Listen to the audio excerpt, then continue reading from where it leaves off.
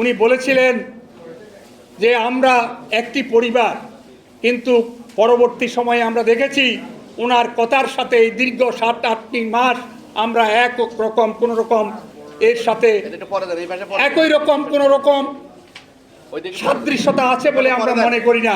এটা কি কেমন ধরনের বিচার?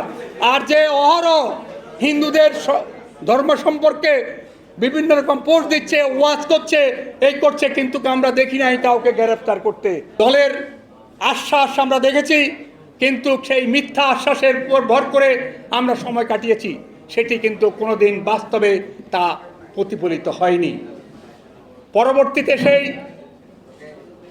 বিশেষ করে 5 আগস্টের একটি প্রেক্ষাপটে চিন্ময় প্রভু তার যেই লিডারশিপ, তার যেই মানুষকে আকর্ষণ করার নেতৃত্ব, তার যেই সত্য কথা বলার যে সাহসিকতা, তার মধ্যে উনি যেইটা উত্থাপন করেছিলেন, তার মধ্যে সেই 8 দফা 1 দফা হিসাবে রূপান্তরিত করে সেদিন সেই শাহবাগে সেদিন শহীদ মিনারে কথা উঠেছিল। আমি কথাগুলি এই কারণেই বলেছি যে আজকে যেই নির্মমতা বাংলাদেশে ঘটে যাওয়া ঘটনাসমূহ, তাকে অস্বীকার করার যে একটি পর্যায়ে আমরা লক্ষ্য করেছি। ইভেন বর্তমানে যেই আমাদের তত্ত্বাবধায়ক অন্তর্বর্তী সরকারের প্রধান উপদেষ্টা অত্যন্ত সকলের কাছে সম্মানিত, আমিও তাকে সম্মানের সাথে দেখতে চাই।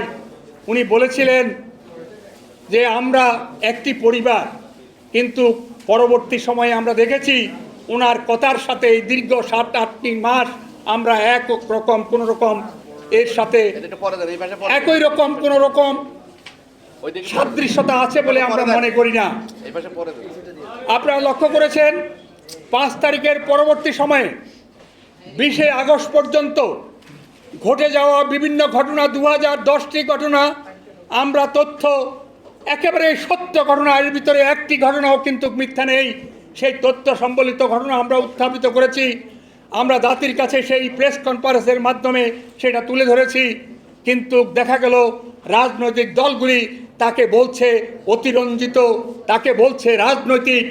এই যে একটি সত্য ঘটনাকে মিথ্যাভাবে বলা বা সেটাকে স্বীকার না করা, এই ধরনের একটি রাজনৈতিক কালচার, আমরা তাকে নিন্দা জ্ঞাপন করছি।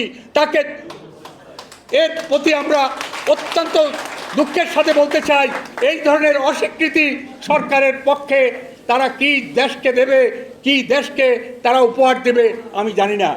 সম্প্রতি সেই 20 আগস্টের পরবর্তী সময়েও আপনারা লোক আছেন 21 আগস্ট থেকে 31 ডিসেম্বর পর্যন্ত তার তথ্য তুলে এই হলেই আমরা 92টি সেই ঘটনা 134টি ঘটনা তখনকার সময়ে তথ্য সম্বলিত, যার মধ্যে 11টি হত্যা ছিল, নারী ধর্ষণ ছিল এবং অন্যান্য ঘটনা ছিল, সেইগুলি তুলে ধরেছিলাম। এবং পরবর্তীতে জানুয়ারি এবং ফেব্রুয়ারি মাসের ঘটনা সম্বলিত তথ্য আমরা তুলে ধরেছি, কিন্তু এই সত্য ঘটনাকে তারা স্বীকার করতে চায় না। সরকারের প্রেস উইংস তারা বলতে চায় এগুলি রাজনৈতিক, এগুলি সত্য নয়। আমি জানি না সরকারের একটা প্রেস উইংস এইভাবে মিথ্যাচার কী করে, যেটাকে আমরা মেনে নিতে পারি না। সত্য ঘটনাকে সত্যভাবে বলতে হবে, তাকে স্বীকার করতে হবে। সরকারের এই সত্য ঘটনাকে স্বীকার করে তার থেকে উত্তরণের জায়গাটুকু তাদের বের করা দরকার। তাই আমি মনে করি, বিশেষ করে আমার কাছে একটি তথ্য যে মার্চ মাসে 50টি ঘটনা ঘটেছে, তার মধ্যে 5টি হত্যা এই মার্চ মাসে ধর্মীয় সংখ্যালঘুদের উপরে, 5টি হত্যা, দর্শন রয়েছে 8টি, মন্দিরে হামলা রয়েছে 13টি, ধর্ম অবমাননার জন্য 5টি। কিছুক্ষণ আগে বক্তারা বলেছেন যে কিছু একটা হইলেই, কিছু একটা বললেই, ইসলাম ধর্মের উপর কিছু একটা বললেই, আমি জানি না ইসলাম ধর্মকে একটাই ঠুনকা ধর্ম, তাকে নিয়ে 1-2টি কথা বললেই তার একটা অবমাননা হয়, এবং তাতে কেন্দ্র করে সরকারের সেই পুলিশ বাহিনী তাকে ধরে নিয়ে আসে, তাকে জেলখানায় পুরে দেয়। এটা কি কেমন ধরনের বিচার? আর যে অহরহ হিন্দুদের ধর্ম সম্পর্কে বিভিন্ন রকম পোস্ট দিচ্ছে, ওয়াজ করছে, এই করছে, কিন্তু আমরা দেখি নাই কাউকে গ্রেফতার করতে, এটা কোন বিচার?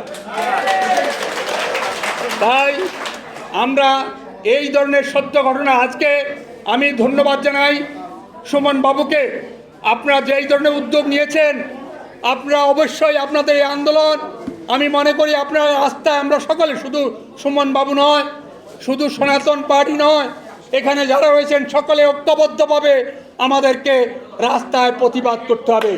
এই প্রতিবাদ শুধু হিন্দুদের জন্য নয়, এই প্রতিবাদ শুধু কোনো ব্যক্তিগত আমাদের সেটার জন্য নয়, এই প্রতিবাদ একটি মানবিক প্রতিবাদ।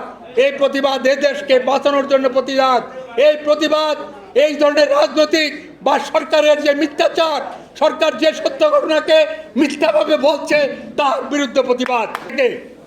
যদি এই ধরনের নির্মম ঘটনা আর ঘটতে থাকে, আমরা কিন্তু সেটাকে আর প্রশ্রয় দিতে চাই না। আমরা তাকে প্রত্যেকে একত্রিত হয়ে তার মোকাবিলা করতে চাই, সকলকে মিলেই সেটা করব। সামনে নির্বাচন কবে হবে আমি জানি না, অবশ্যই একটি নির্বাচন হবে, একটি গণতান্ত্রিক প্রক্রিয়ায় সরকারের রাজনৈতিক দল ক্ষমতায় আসবে, আমরা সেটাই চাই। কিন্তু এর